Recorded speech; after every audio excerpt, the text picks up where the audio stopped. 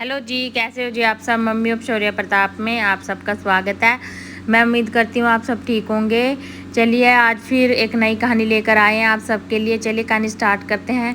कई साल पहले की बात है, जब उस समय ना तो कोई वाहन होता था, किसी भी प्रकार का बहुत ही पिछड़ा हुआ जमाना था। उस समय लोग सेहत और समझदारी पर ही विश्वास करते थे। उस समय एक ज्वालापुर नामक गांव होता था, जिसमें पहलवानों की काफ़ी कुश्ती हुआ करती थी और काफ़ी पहलवान वहाँ पर रहते थे और लोग काफ़ी समझदार भी थे। उन पहलवानों में से दो पहलवान काफ़ी अट्टे कट्टे थे, जिनमें से एक का नाम जीतू था और एक का नाम मंगलू था।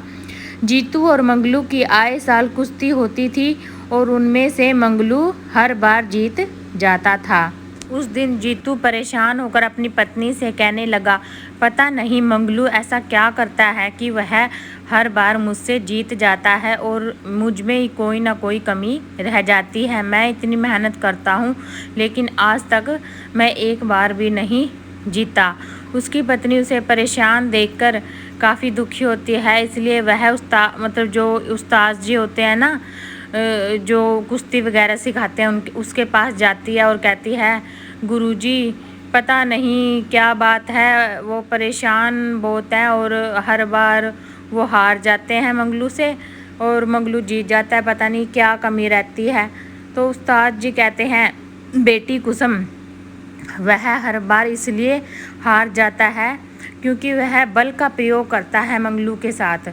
मैंने उसे बहुत बार समझाया कि तुम बल का प्रयोग मत किया करो, तुम अपनी बुद्धि का प्रयोग किया करो। क्योंकि देखो बात तो यही है कि दोनों में ना जीतू ही बहुत चाहती रहे, लेकिन वह लड़ते समय मंगलू के साथ बल का प्रयोग करता है और मंगलू बल में उससे काफ़ी अधिक है, इसलिए वह जीत जाता है। कुसुम उस्ताद जी से कहती है, उस्ताद जी वह तो बहुत जिद्दी है, किसी की बात भी नहीं मानते और परिणाम बुरा ही होता है। कुसुम उस दिन ठान लेती है कि मैं किसी न किसी तरह उन्हें समझा कर रहूँगी। वह क्या करती है, अच्छे से अच्छा पकवान बनाती है अपने पति के लिए और उन्हें खुश करती है और उन्हें खाते समय समझाने की कोशिश करती है। तो उसका पति उससे कहता है, कुसुम आज तो बहुत अच्छे अच्छे पकवान बनाए हैं, मैं तंदुरुस्त कैसे रहूँगा, मुझे तो व्यायाम भी करना है। तो फिर हार जीत की बात चलने लग जाती है कि मैं आई बार हार जाता हूँ और मंगलू जीत जाता है। तो उसकी पत्नी कहती है कि हार जीत तो लगी रहती है, आपको संयम रखना चाहिए।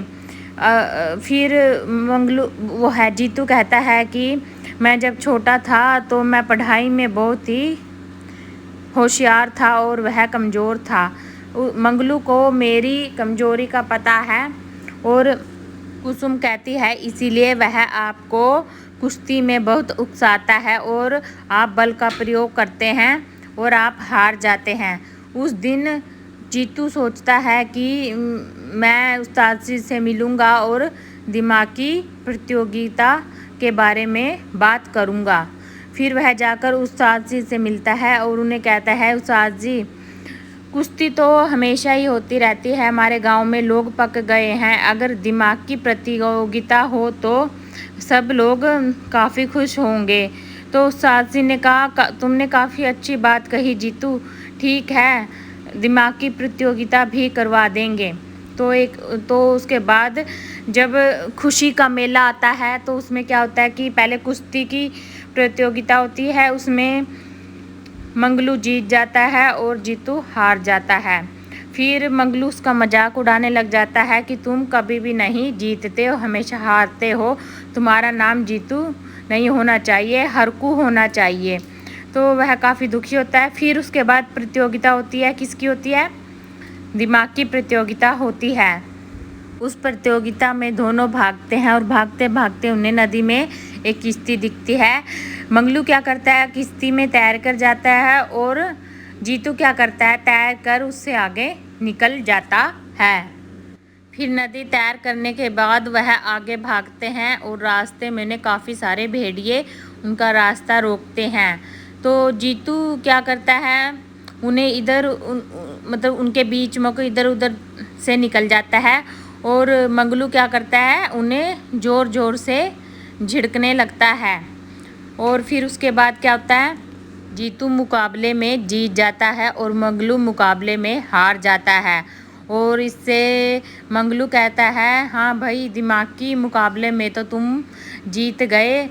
और लोग उसे, जीतू को अपने कंधों पर उठा लेते हैं और दूसरी तरफ मंगलू को भी उठा लेते हैं क्योंकि वह कुश्ती में जीता था। तो उस्ताद जी क्या कहते हैं, उससे जो वह मंगलू था ना, उससे एक प्रश्न पूछते हैं, मंगलू भैंस बड़ी या अकल? तो मंगलू कहता है भैंस। और इस तरह सब हंसने लग जाते हैं और यही कहानी का एंड होता है जी। अगर आप सबको कहानी पसंद आए तो प्लीज़ शेयर कीजिएगा, सब्सक्राइब कीजिएगा और अच्छे अच्छे कमेंट कीजिएगा। धन्यवाद जी।